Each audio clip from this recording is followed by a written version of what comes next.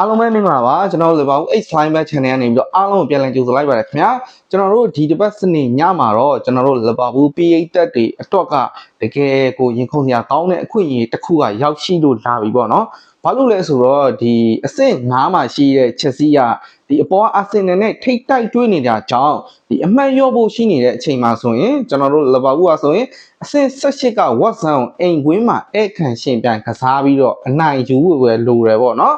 ်ဒီချန်ပီယံလိဝင်ခွင့်အတွက်အရေးကြီးနေတဲ့အချိန်မှာဒီအပေါ်ကအသင်းတွေပွဲချက်ကာလတွေကြုံနေရတဲ့အချိန်မှာကျွန်တော်တို့လပါဘူးကဆိုရင်အခွင့်အရေးကောင်းကိုအကောင်းဆုံးအသုံးချနိုင်မှုလိုအပ်ပါတယ်ပြီးတော့ကျွန်တော်တို့လပါဘူးကဆိုရင်လည်းနောက်ဆုံး3ပွဲဇက်တိုက်ကလင်းရှစ်ရရှိထားပြီးတော့ဒီအခုဝက်ဆန်တဲ့ပွဲမှာရော4ပွဲဇက်ကလင်းရှစ်ကိုဆက်လက်ပုံဖော်နိုင်မလားဒါမှမဟုတ်ဒီအဆင့်18ရောက်နေတဲ့ဝက်ဆန်ပဲဒီတန်းစင်းစုံကနေလွတ်ဖို့အတွက်အတဲတန်ရုံးလာပြီးတော့တန်းစင်းစုံရုံးအားတွေနဲ့ပဲကျွန်တော်တို့လပါဘူးကိုဒုက္ခပေးသွားမလားဆိုတာကိုဆက်လက်ဆွေးနွေးကြအောင်ပါခင်ဗျာပထမဆုံးဝက်ဆန်အကြောင်းနဲ့အရင်စမယ်ဆိုရင်ဒီဝက်ဆန်ဆိုရင်သူတို့ရဲ့နောက်ဆုံး9ပွဲမှာဆိုရင်2ပွဲနိုင်2ပွဲတည်1ပွဲရှုံးဆိုတဲ့ရလဒ်နဲ့ဒီတန်းစင်းစုံကလွတ်ဖို့အတွက်ကိုတော်တော်လေးရုံးလာတာကိုတွေ့ရတယ်ပေါ့နော်ပြီးတော့လေဒီဝက်ဆန်ဆိုရင်အပေါ်ကဒီအဆင့်စက်ခွန်ဟာ forest နဲ့ကလည်းနှစ်မှတ်ပဲကွာတာကြောင့်ပေါ့နော်သူတို့ကဒီပွဲမှာဆိုရင်ဒါကျွန်တော်လပါဘူးအိမ်ကွင်းမှာဟိုဘယ်နှမှတ်ပဲရပေါ့နော်တစ်မှတ်ပဲရရင်ရဖို့အတွက်လည်းသူတို့ကအစွမ်းကုန်စူးစမ်းလာမှာတော့လုံးဝတိချတယ်ပေါ့နော်ဝက်ဆန်ဆိုရင်လည်းသူတို့လန်ဒန်မြို့မှာဆိုရင်ပေါ့နော်ဖန်အင်ကတော်တော်တောင့်တင်းတဲ့အတင်းတင်းဖြစ်တဲ့အတွက်ဒါပရီးမီးယားလိမှာသူတို့ကြံခဲ့ဖို့အတွက်ကိုအသေးအတန်ရုံးလာမှာတော့အသေးချပဲဖြစ်တယ်ပေါ့နော်ဒီလက်ရှိရဲ့ဝက်ဆန်နီးပြနူနိုစန်တိုဝါဆိုရင်လည်းဒါမနှစ်က Forest နဲ့အတူတူပေါ့နော်အာနီစလောနှစ်ကြော့စလုံးမှာမရှုံးခဲ့ပေမဲ့လည်းဒီယာဒီပထမအကြော့မှာတော့ဒီသူတို့ရဲ့ Watson အိမ်ကွင်းမှာဒီ2ဂိုးမရှိဆိုတဲ့ရလတ်နဲ့အာနီစလောရှုံးနေခဲ့ပြီးတော့ဒီကျွန်တော်တို့လပါဘူးအိမ်ကွင်းပွဲစဉ်မှာဆိုရင်တော့ဒါ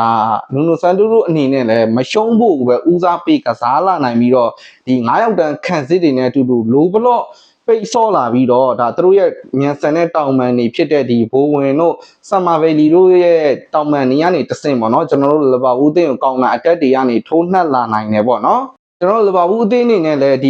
ဝက်ဆန်ကတန်ပြန်တိုက်စစ်ဆင်လာမဲ့ကောင်းတာအတက်တွေကိုတိကျသတိထားဖို့လိုတယ်ကျွန်တော်တို့ဒီ Restafan ပိုင်းနေမှာဆိုရင်လည်းတိကျလေးပြင်ဆင်လာဖို့လိုတယ်ပေါ့နော်ဒါပေမဲ့တခုအားရစရာကောင်းတာကတော့ကျွန်တော်တို့လပါဘူးအသင်းရဆိုရင်နောက်ဆုံး3ပွဲဇက်တိုက်ကို clean sheet ရယူထားပြီးတော့ခန်းစစ်ပိုင်းဆိုရင်လည်းဒါစိတ်ချတဲ့အနေအထားလေးတစ်ခုတော့ရောက်လို့လာပြီလို့ဆိုရမယ်ပေါ့နော်ပြီးတော့ဒီ Watson နဲ့ပွဲမှာဆိုရင်ကျွန်တော်တို့ရှေ့ကဒီ Forest နဲ့ပွဲစဉ်မှာတော့ဒေးစားလေးဒဏ်ရာလေးရခဲ့တဲ့ဒီ Flow တို့ဒီပွဲမှာပြန်ပါမယ်ဒဏ်ရာကနေပြီးတော့အနားယူနေရတဲ့ Frame ပေါင်တို့ကလည်းဒီ Watson နဲ့ပွဲမှာပြန်ပါလာနိုင်မှာဖြစ်တာကြောင့်ကျွန်တော်တို့လူစင်းရဆိုရင်လည်းဒါရှေ့ပွဲစဉ်နေရာထက်ကိုရွေးချယ်စရာလေးတွေရှိလာပြီးတော့ဒါလူဝင်အားလေးနည်းငယ်လေးပို့ပြီးတောင့်တင်းလာတယ်လို့ဆိုရမယ်ပေါ့နော်ဒီပွဲမှာဒါကျွန်တော်တို့နီးပြအာနီစလောအနေနဲ့က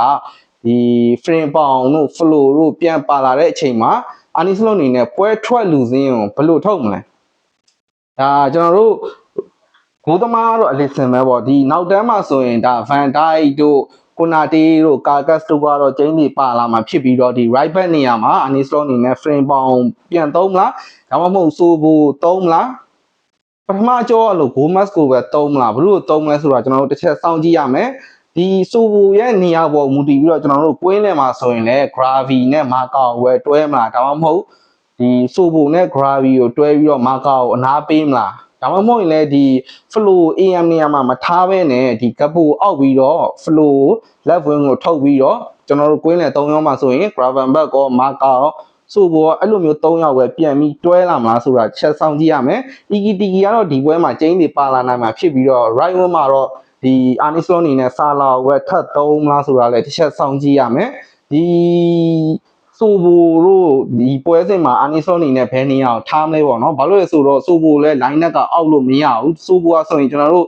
လပါဘူးအသင်းအတွက်ဒီတရားဒီလုံးဝဆိုရင်အကောင်းဆုံးကစားသမားတူဖြစ်တဲ့အတွက်အာနီစလောအနေနဲ့ဒီပွဲမှာဆိုဖို့နေရာတနေရာတော့ပေးလာမှာအသေးချာဖြစ်တဲ့အတွက်အာနီစလောအနေနဲ့ဒီပွဲအခင်းချင်းမှာဘယ်သူတွေနဲ့ပွဲထွက်လာမလဲဆိုတာလည်းစိတ်ဝင်စားဖို့ကောင်းတယ် ပြီးတော့လည်းဒီ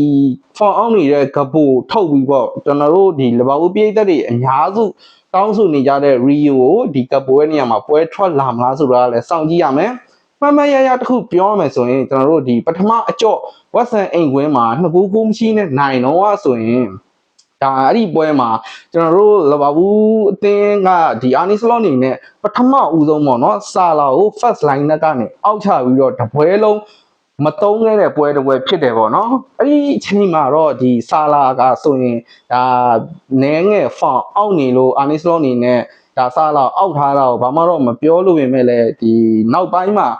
ဂပူကိုပြနေတဲ့ခြေစွမ်းကတော်တော်လေးဖောင်အောက်နေတာဖြစ်တဲ့အတွက်ဒါအာနီစလော့အနေနဲ့ဒီပွဲစဉ်မှာဝက်ဆန်တဲ့ပွဲမှာဒါဂပူပဲပွဲချိန်ကြီးအများကြီးပေးပြီးတော့ရလက်မကောင်းခဲ့ဘူးဆိုရင်အာနီစလော့ဘောဝေဖန်တန်နေရဆိုရင်ဟိုးရင်ကထက်ကိုပို့ပြီးတော့များလာမှာဖြစ်တယ်ပေါ့နော်ဒါကြောင့်ဒီအာနီစလော့အနေနဲ့လည်းဝက်ဆန်တဲ့ပွဲစဉ်မှာဆိုရင်ပွဲထွက်လူစင်းနဲ့လူထုတ်ပုံကိုတိတိချာချာလေးကိုကင်တွယ်ဖို့လိုတယ်ပေါ့နော်ဒီပွဲမှာဒါလူထုတ်ပုံနေရချပုံနေတာကျွန်တော်တို့အချိတ်ဆက်မိမိနဲ့မှန်ကန်ခဲ့မယ်ဆိုရင်ဒီဝက်ဆန်ဒီနောက်တန်းမှာပေါ့နော်ဗနှစ်ရောက်ဝယ်ပိတ်ဆော့ပြီးတော့ကစားနေပါစေကျွန်တော်တို့စိတ်ရှိရှင်နဲ့ထိုးဖောက်ရင်လည်းအခွင့်အရေးကောင်းရှာဖွေအသုံးချဖို့ပဲလိုတယ်ပေါ့နော်ကျွန်တော်တို့ဒီအနည်းဆက်ဆုံးဒီ forest နဲ့ပွဲရလို့ပေါ့နော်နိုင်ကိုနိုင်ရမယ်ဆိုတဲ့စိတ်ဓာတ်နဲ့ဒီနောက်ဆုံးမိနစ်အထိကိုကစားပြီးတော့နိုင်ပွဲတွေးခဲ့တာဆိုရင်ကျွန်တော်တို့အသင်းရဲ့စိတ်ဓာတ်ပိုင်းကိုလည်းအများကြီးညှစ်တင်နိုင်တာကြောင့်ဒီ Western နဲ့ပွဲမှာလည်းစိတ်ဓာတ်ပိုင်းအသာစီးရရှိနေမှုကိုအသုံးချပြီးတော့ကျွန်တော်တို့ကဆိုရင်၄ပွဲဆက် clean sheet ပါရယူနိုင်အောင်စူးစမ်းဖို့လိုတယ်ပေါ့နော်ဒီပွဲမှာအာနီစလော့ရဲ့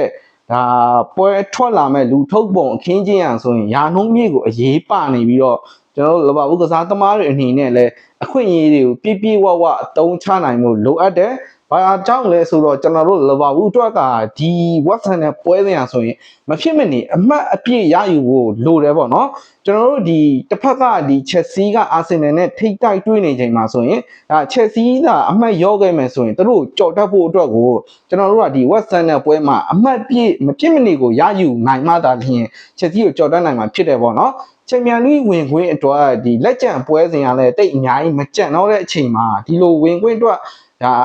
အသင်းတိုင်းကအရေးကြီးနေတဲ့အချိန်မှာဆိုရင်ကျွန်တော်တို့ကဒီအိမ်ကွင်းမှာကစားမှာဖြစ်တာကြောင့်ဘယ်အသင်းနဲ့ပဲဖြစ်ပေါ့နော်အမှတ်ပြည့်၃မှတ်အပြည့်ရအောင်ယူပြဖို့လိုတယ်ပေါ့နော်အဆုံးသတ်မယ်ဆိုရင်ညီကိုတို့ရောကျွန်တော်တို့လဘဦးတင်းရဆိုရင်၄ပွဲဆက်တိုက် clean sheet ရယူပြီးတော့ Watson ကိုအနိုင်ယူနိုင်မယ်လို့ထင်ကြလားဒါမှမဟုတ် Watson ပဲတန်းစင်းဆောင်ရုံးအားတွေနဲ့ကျွန်တော်တို့လဘဦးကိုဒုက္ခပေးသွားမယ်လို့ထင်ကြလားဘလို့ရလက်ထွက်ပေါ်မယ်ထင်ကြလဲကျွန်တော်အနေနဲ့ကတော့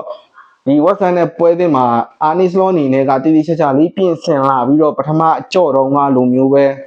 နောက်ကိုဂိုးမရှိဆိုတဲ့ရလက်လောင်းနဲ့ပဲအနိုင်ယူသွားမယ်လို့ကျွန်တော်ကတော့ယုံကြည်ပါတယ်အားလုံးရဲ့ထင်မြင်ချက်လေးကိုလည်းကိုမတ်မှာဝေမျှပေးသွားကြပါအောင်ခင်ဗျာ